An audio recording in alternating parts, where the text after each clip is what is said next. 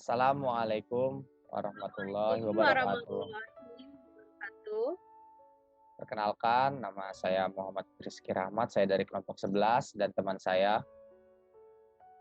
Arsita Dwi Pramesti, kami akan memaparkan materi tentang kebudayaan Islam. Selamat menyaksikan. Pertama-tama, Islam adalah agama yang sempurna, memiliki materi ajaran yang lengkap dan menyeluruh. Selain mengandung ajaran utama yakni sebagai syariah, Islam juga memotivasi umatnya untuk mengembangkan kebudayaan Islam, yakni kebudayaan yang mencerminkan nilai-nilai agama Islam. Kebudayaan mendapat perhatian yang serius dalam Islam karena mempunyai peranan yang penting untuk membumikan ajaran utama sesuai dengan kondisi dan kebutuhan hidup manusia. Manusia dengan akal budinya diharapkan mampu menciptakan suatu kebudayaan yang tinggi, sehingga dengan kebudayaan yang tinggi itu akan mampu melahirkan peradaban yang tinggi pula. Peradaban yang tinggi diantaranya ditandai oleh sebuah tatanan masyarakat yang baik.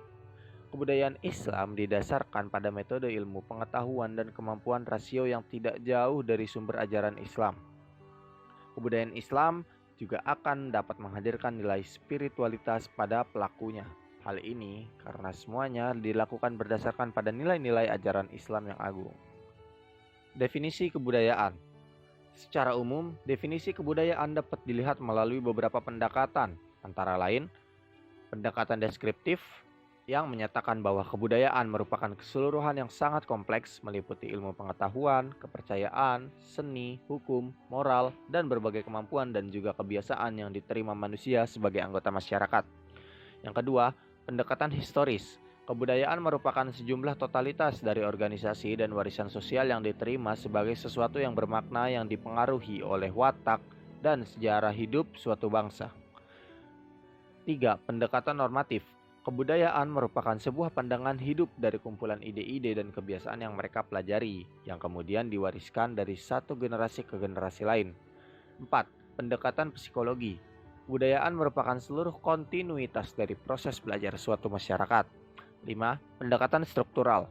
Kebudayaan merupakan pekerjaan dan kesatuan aktivitas yang dilakukan secara sadar oleh manusia yang berfungsi membentuk pola umum dan melangsungkan penemuan-penemuan, baik yang material maupun yang non-material. 6. Pendekatan genetik. Kebudayaan merupakan produk alat-alat, benda-benda, ataupun ide dan simbol. Kebudayaan merupakan suatu persoalan yang sangat luas cakupannya, namun dasar dari semua itu adalah bahwa kebudayaan pada dasarnya itu melekat pada diri manusia. Oleh karena itu sangat diwajarkan bahwa definisi yang masyhur di kalangan kita adalah hasil cipta, rasa, karsa, dan karya manusia yang dilakukan secara sadar. Mengenai isi atau ruang lingkup kebudayaan itu adalah luas sekali, mencakup segala aspek kehidupan atau kehidupan rohaniah dan penghidupan atau kehidupan jasmaniah manusia. Hanya saja ada ahli yang memasukkan agama sebagai salah satu isi kebudayaan. Hal ini tentu merupakan persoalan tersendiri yang perlu didiskusikan. Dalam konteks ini, kebudayaan dan peradaban seringkali dianggap sama. Padahal, kedua hal tersebut adalah hal yang berbeda. Jika kebudayaan adalah bentuk ungkapan tentang semangat mendalam suatu masyarakat, maka manifestasi kemajuan mekanis dan teknologinya lebih berkaitan dengan peradaban. Kalau kebudayaan lebih banyak direfleksikan dalam seni, sastra, religi, atau agama dan moral, maka peradaban lebih terrefleksi dalam politik, ekonomi, dan teknologi. Definisi kebudayaan Islam. Dari materi sebelumnya dapat kita definisikan bahwa kebudayaan Islam adalah hasil olah akal, budi, cipta rasa, karsa, dan karya manusia yang berlandaskan pada nilai-nilai tauhid dan syariah Islam. Dengan kata lain, dapat kita pahami bahwa segala sesuatu yang merupakan produk budaya manusia dapat kita klasifikasikan ke dalam kebudayaan Islam. Lalu, budaya tersebut pun tidak bertentangan dengan nilai-nilai tauhid dan syariah.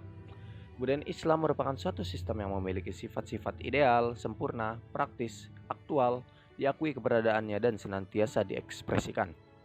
Al-Quran memandang kebudayaan sebagai sesuatu proses yang meletakkan kebudayaan sebagai eksistensi hidup manusia. Kebudayaan merupakan sebuah kegiatan manusia mencakup akal, hati, dan tubuh yang menyatu dalam sebuah perbuatan. Oleh karena itu, dapat dipahami, kebudayaan merupakan hasil akal budi, karya cipta dan rasa manusia sehingga tidak mungkin terlepas dengan nilai-nilai kemanusiaan yang bersifat universal walaupun sangat mungkin terlepas dari nilai-nilai ketuhanan. Kebudayaan Islam adalah hasil akal, budi, cipta, rasa, dan karya manusia yang berlandaskan pada nilai-nilai tauhid. Islam sangat menghargai akal manusia untuk berkiprah dan berkembang. Nah, selanjutnya ada prinsip-prinsip kebudayaan Islam. Kebudayaan selalu berdasarkan dari prinsip-prinsip yang digariskan oleh ad-din, yaitu kemanusiaan. Kemanusiaan itu merupakan hakikat manusia atau bersifat statis. Kemanusiaan itu sama saja semenjak dari dulu, sekarang, dan juga pada masa yang akan datang. Tetapi perwujudan kemanusiaan yang disebut aksidensi itu tumbuh, berkembang, berbeda, dan diperbaharui. Perubahan demi perubahan terus terjadi, namun asasnya akan selalu tetap, yaitu asas yang dituntun dan diperingatkan oleh Al-Quran dan Al-Hadis. Salah satu prinsip pokok kebudayaan Islam adalah bahwa budaya tersebut tidak bertentangan dengan nilai-nilai tauhid dan syariah Islam.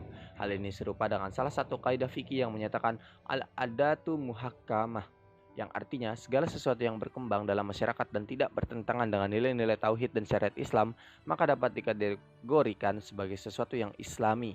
Dengan kata lain, jika kita berbicara dengan definisi kebudayaan, maka segala sesuatu yang berkembang dalam masyarakat dan tidak bertentangan dengan ajaran Islam, maka dapat kita klasifikasikan sebagai kebudayaan Islam. Nah, Islam itu mendorong pada kebudayaan.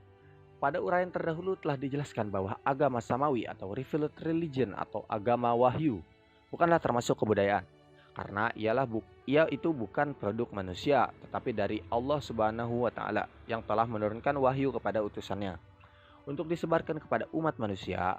Agama Islam termasuk agama samawi, sehingga tidak termasuk kebudayaan. Namun demikian, agama Islam telah mendorong para pemeluknya untuk menciptakan kebudayaan dengan berbagai seginya. Nah, dorongan-dorongan tersebut itu dapat dikaji lagi dari ajaran dasarnya itu sebagai berikut. Yang pertama, Islam menghormati akal manusia, meletakkan akal manusia pada tempat yang terhormat, dan menyuruh manusia untuk mempergunakan akalnya untuk memeriksa dan memikirkan keadaan alam. Di samping zikir kepada Allah Subhanahu wa Ta'ala, Sang Penciptanya. Hal ini dapat difahami dari firman-Nya dalam Quran surat Ali Imran ayat 190-191. Yang kedua, agama Islam itu mewajibkan kepada tiap-tiap pemeluknya, baik laki-laki maupun perempuan, untuk mencari dan menuntut ilmu sebagaimana dapat difahami dari firman Allah pada Quran surat Al-Mujadilah ayat 11 dan juga hadis Nabi Shallallahu Alaihi Wasallam yang berbunyi, menuntut ilmu itu wajib bagi setiap orang Islam. Yang ketiga, agama Islam melarang orang bertaklid buta atau menerima sesuatu tanpa diperiksa lebih dahulu, walau dari bapak, dari ibu, dan nenek moyang sekalipun, sebagaimana yang diketahui dalam firman Allah pada Quran surat Al-Isra ayat 36. Agama Islam juga mendorong dan memerintahkan para pemeluknya agar selalu menggali hal-hal yang baru atau mengadakan barang yang belum ada, merintis jalan yang belum ditempuh, serta membuat inisiatif dalam hal keduniaan yang memberi manfaat kepada masyarakat. Hal ini dapat difahami dari firman Allah dalam Quran surat Al-Nasrah ayat 7-8 dan salah satu hadis Nabi Shallallahu Alaihi Wasallam yang berbunyi, barang siapa yang berinisiatif atau memulai suatu cara keduniaan yang baik, dan baginya pahala sebanyak pahala untuk orang yang langsung melaksanakannya itu sampai hari kiamat. Agama Islam juga memerintahkan para pemeluknya untuk mencari keridhaan Allah Subhanahu wa Ta'ala dalam semua nikmat yang telah diterimanya, dan menyuruh mempergunakan hak-haknya atas keduniaan Islam, keduniaan dalam pimpinan dan aturan agama, sebagaimana dijelaskan dalam firman Allah pada Quran surat Al-Qasas ayat 77.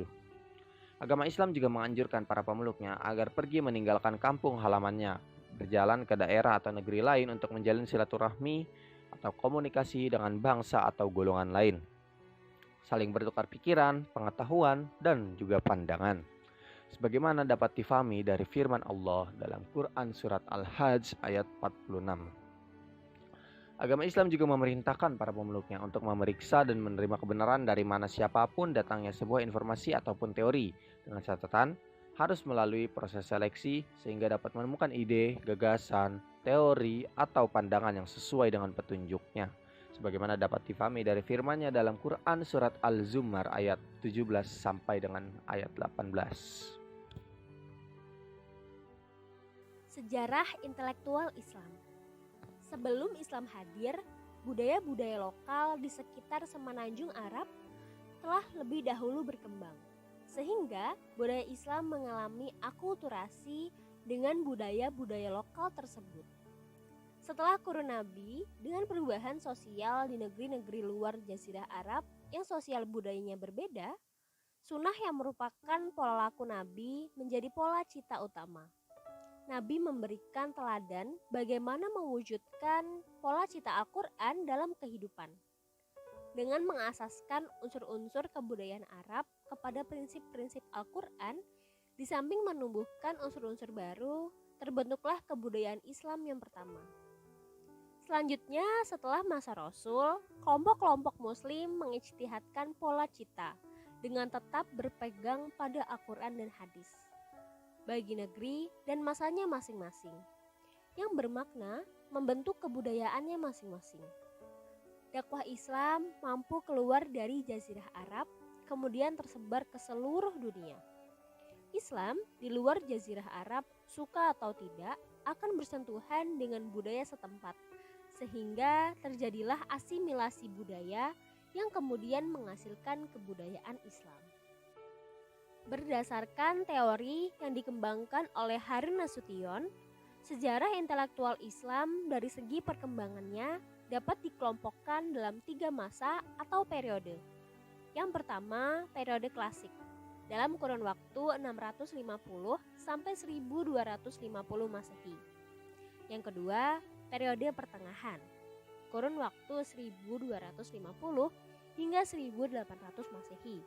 Dan yang ketiga, periode modern, tahun 1800 hingga sekarang.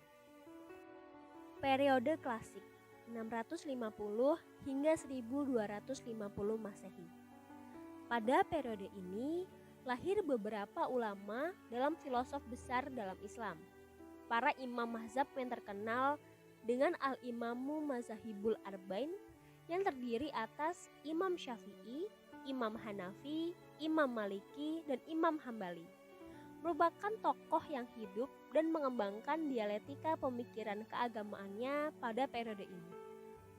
Dalam bidang filsafat, pada periode ini tercatat nama-nama besar seperti Al-Kindi 801 Masehi, Al-Razi 865 Masehi, Al-Farabi 870 Masehi, Ibnu Miskawayh 930 Masehi, Ibnu Sina 1037 Masehi, Ibnu Bajjah 1138 Masehi, Ibnu Rushd 1126 Masehi, dan Ibnu Tufail 1147 Masehi.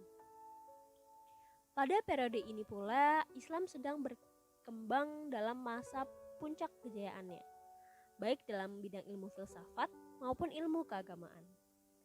Kejayaan tersebut termanifestasikan dalam kejayaan Islam lewat dinasti Umayyah I yang berpusat di Damaskus, dinasti Umayyah II yang berpusat di Andalusia, kini disebut Spanyol, dan dinasti Abbasiyah yang berpusat di Baghdad. Periode pertengahan, 1250 hingga 1800 Masehi. Pada periode ini, Islam bisa dikatakan sedang mengalami masa kemunduran. Hal ini ditandai dengan munculnya kecenderungan untuk mempertentangkan antara akal dengan wahyu, imam dengan ilmu, dunia dan akhirat. Kemunduran Islam pada periode ini yang masih terasa hingga sekarang adalah bagian yang tidak terpisahkan dari proses sejarah yang ditandai dengan meluasnya pemikiran Al-Ghazali yang cenderung memisahkan filsafat dengan agama. Lewat pemikiran Al-Ghazali pula, himmah untuk melakukan eksplorasi ilmu agama dan filsafat mulai meredup, yang dalam hal ini ditandai oleh pandangan Al-Ghazali yang menyatakan pintu ijtihad telah tertutup. Beberapa karya Al-Ghazali yang berkenaan dengan hal ini seperti yang terungkap dalam Tahafutul Falasiyah, kerancuan filsafat. Periode modern 1800 hingga sekarang merupakan periode yang ditandai dengan munculnya gerakan-gerakan pembaharuan dalam pemikiran Islam, ditandai dengan adanya kesadaran umat Islam terhadap kelemahan-kelemahannya, sehingga ada kehendak membangkitkan kembali ilmu pengetahuan dan teknologi. Kemudian lahirlah para tokoh pembaharu dan para filosof Islam dari berbagai negara Islam di dunia. Beberapa tokoh yang terkenal dalam gerakan pembaharuan Islam seperti Muhammad Abduh, Rashid Ridla, Fazlur Rahman, dan Jamaluddin Al-Afghani. Periode ini sekaligus menandai berkembangnya resistensi terhadap pemikiran Al-Ghazali yang menyatakan pintu ijtihad dalam Islam telah tertutup. Selanjutnya kita akan membahas tentang masjid sebagai pusat kebudayaan Islam. Dalam sejarah Islam, masjid selain sebagai sarana untuk melakukan ibadah, juga merupakan awal mula berkembangnya Islam dan segala pernak-pernik di dalamnya, seperti pemikiran, ekonomi, politik, dan budaya. Salah satu fakta yang tidak bisa dipungkiri adalah bahwa salah satu strategi Rasulullah dalam membangun masyarakat madani adalah diawali dengan mendirikan masjid terlebih dahulu sebagai sentra pengembangan Islam. Dalam hal ini, dapat kita pahami bahwa masjid pada dasarnya memiliki peran ganda, yakni selain sebagai pusat untuk melaksanakan aktivitas ritual, masjid juga digunakan sebagai sentra hubungan sosial, seperti pendidikan dan yang lainnya. Teori masuknya Islam di Indonesia. Terdapat 3 teori masuknya Islam ke tanah air. Yang pertama ada teori Gujarat, yang kedua teori Makkah, dan yang ketiga teori Persia. Teori Gujarat. Teori ini berpendapat bahwa agama Islam masuk ke Indonesia pada abad ke-13 dan pembawanya berasal dari Gujarat, Cambai, India. Dasar teori ini adalah 1. Kurangnya fakta yang menjelaskan peranan bangsa Arab dalam penyebaran Islam di Indonesia. 2. Hubungan dagang Indonesia dengan India telah lama melalui jalur Indonesia, Cambai, Timur Tengah, Eropa. Dan yang ketiga, adanya batu nisan Sultan Samudra Pasai yaitu Malik Al-Saleh tahun 1297 yang bercorak khas Gujarat. Pendukung teori ini adalah Snow Hurgyonye, W.F. Suterheim, dan Bernard. Teori Mekkah. Teori ini merupakan teori baru yang muncul sebagai sanggahan terhadap teori lama, yaitu teori Gujarat. Teori Makkah berpendapat bahwa Islam masuk ke Indonesia pada abad ke-7 dan pembawanya berasal dari Arab, yaitu Mesir. Dasar teori ini antara lain pada abad ke-7, yaitu tahun 674 di pantai barat Sumatera sudah terdapat perkampungan Islam. Dengan pertimbangan bahwa pedagang Arab sudah mendirikan perkampungan di Kanton sejak abad ke-4. Hal ini juga sesuai dengan berita Cina. Kemudian, Raja Samudra Pasai menganut aliran mazhab Syafi'i, di mana pengaruh mazhab Syafi'i terbesar pada waktu itu adalah Mesir dan Mekah. Sedangkan Gujarat atau India adalah penganut mazhab Hanafi. Lalu Raja-Raja Samudra Pasai menggunakan gelar Al-Malik, yaitu gelar tersebut berasal dari Mesir. Pendukung teori Mekkah antara lain Hamka, Van Loer, dan T.W. Arnold. Para ahli yang mendukung teori ini menyatakan bahwa pada abad ke-13 sudah berdiri kekuasaan politik Islam. Jadi masuknya ke Indonesia terjadi jauh sebelumnya, yaitu abad ke-7, dan yang berperan besar terhadap proses penyebarannya adalah bangsa Arab sendiri. Teori Persia. Teori ini berpendapat bahwa Islam masuk ke Indonesia abad ke-13 dan pembawanya berasal dari Persia, Iran. Dasar teori ini adalah kesamaan budaya Persia dengan budaya masyarakat Islam di Indonesia, seperti peringatan 10 Muharram atau Asyura atas meninggalnya Hasan dan Hussein, cucu Nabi Muhammad yang sangat dijunjung oleh orang Syiah atau Islam Iran. Di Sumatera Barat, peringatan tersebut disebut dengan upacara tabuik atau tabut. Sedangkan di Pulau Jawa ditandai dengan pembuatan bubur syuro. Yang kedua, kesamaan ajaran Sufi yang dianut Syekh Siti Jenar dengan Sufi dari Iran, yaitu Al-Halaj.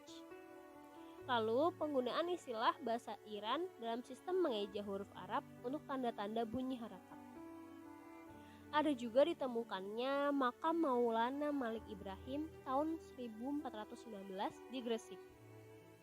Dan yang terakhir yang mendukung dasar teori ini adalah adanya perkampungan Leren atau Leran di Giri, daerah Gresik.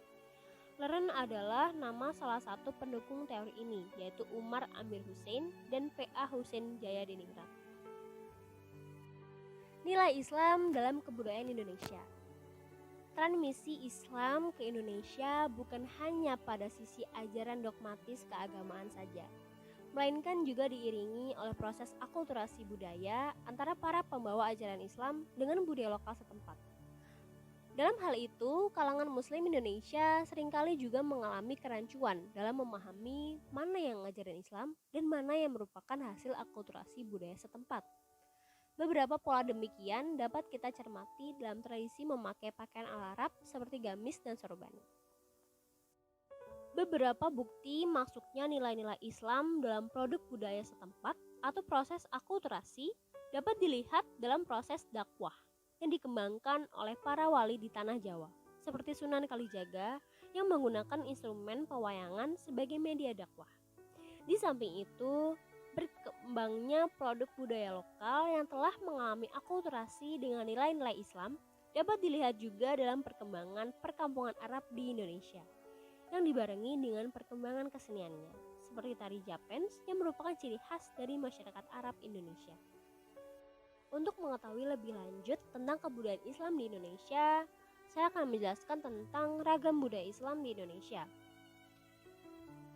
Yang pertama ada upacara adat, lalu kesenian, arsitektur bangunan, dan tradisi. Upacara adat. Yang pertama ada tradisi Tabot atau Tabuik. Festival Tabuik merupakan sebuah perayaan tahunan masyarakat Sumatera Barat untuk memperingati wafatnya cucu Nabi Muhammad SAW, yaitu Husain bin Ali yang gugur di perang Karbala pada tanggal 10 Muharram. Lalu yang kedua, ada upacara sekaten. Upacara sekaten adalah upacara tradisional yang diselenggarakan untuk memperingati kelahiran Nabi Muhammad SAW. Upacara ini diselenggarakan secara periodik 1 tahun sekali, yaitu setiap tanggal 5-11 Rabiul Awal, atau dalam kalender Jawa disebut bulan Maulud. Lalu ada tradisi grebek. Grebek ada perayaan rutin yang diadakan masyarakat Jawa untuk memperingati suatu peristiwa penting. Perayaan utamanya diadakan oleh Keraton Surakarta Hadiningrat dan Keraton Yogyakarta Hadiningrat untuk memperingati Maulid Nabi Muhammad. Dan ada juga pawai obor. Untuk memperingati Maulid Nabi Muhammad SAW, warga Muslim di kota Manado, Sulawesi Utara menggelar tradisi pawai obor.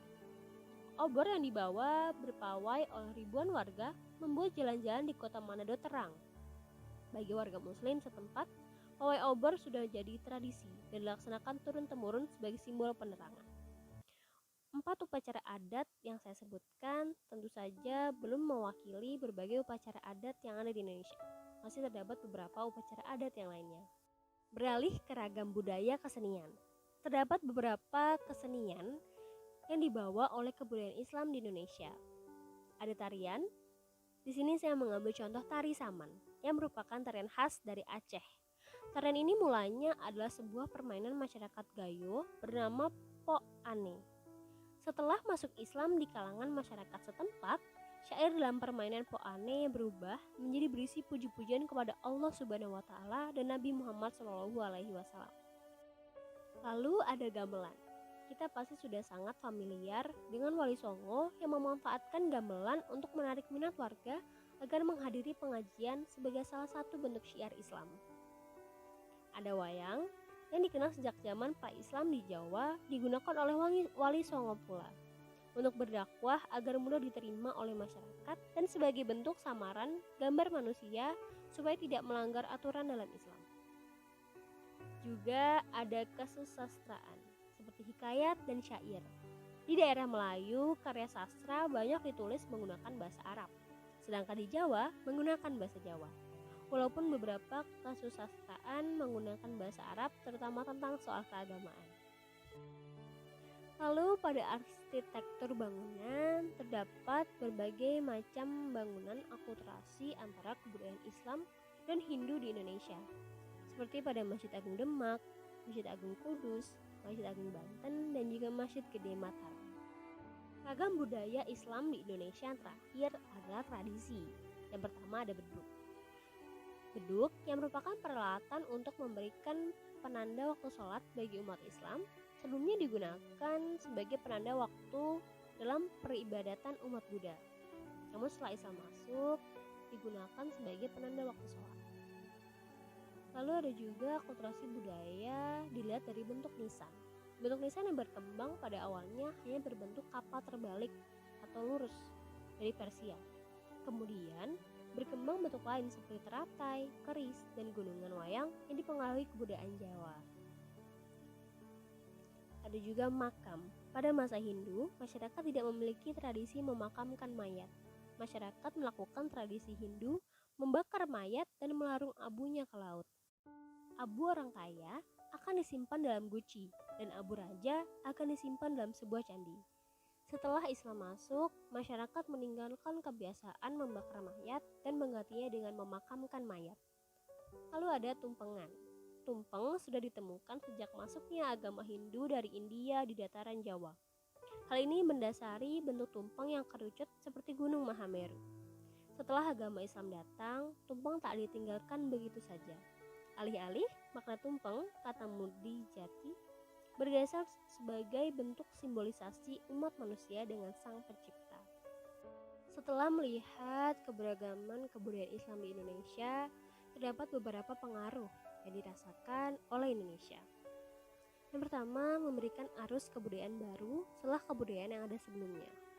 Lalu menciptakan daya tarik sendiri bagi semua kalangan. Juga menguatkan fondasi keagamaan berupa ajaran tauhid kepada Allah Subhanahu wa taala dan kenabian Nabi Muhammad SAW serta ajaran Islam lainnya. Kebudayaan Islam di Indonesia juga membuat rakyat aman dan nyaman dengan agama Islam karena ajarannya mencakup berbagai aspek kehidupan. Pengaruh seni sastra membuat masyarakat bersemangat mempelajari bahasa Arab. Dan yang tak kalah penting, mendalami cerita atau legenda kepahlawanan yang terdapat dalam buku sastra kuno agama Islam, juga menguatkan rasa tauhid kepada Allah Subhanahu wa taala dan mengikuti ajaran Nabi Muhammad. Terima kasih telah menonton video ini sampai selesai. Kurang lebihnya mohon maaf.